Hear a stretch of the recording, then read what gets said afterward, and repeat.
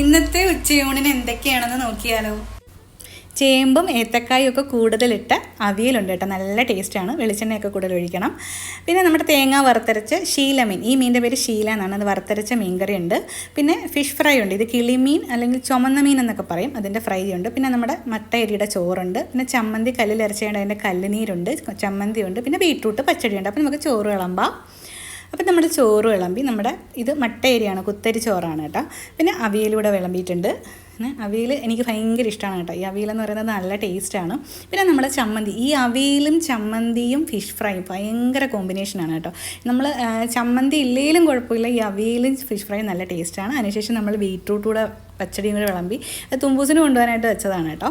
പിന്നെ നമ്മുടെ തേങ്ങ വറുത്തരച്ച മീൻകറിയും കൂടെ അടിപൊളി ടേസ്റ്റാണ് കേട്ടോ ഈ വറുത്തരച്ച മീൻകറി. അപ്പം നമ്മുടെ ഊണ് കാലമായി, എല്ലാവരും ഉണ്ണാൻ വായോ. അപ്പോൾ ഉച്ചയൂണ് വിശേഷം ഇത്രയൊക്കെയുള്ള കേട്ടോ. താങ്ക്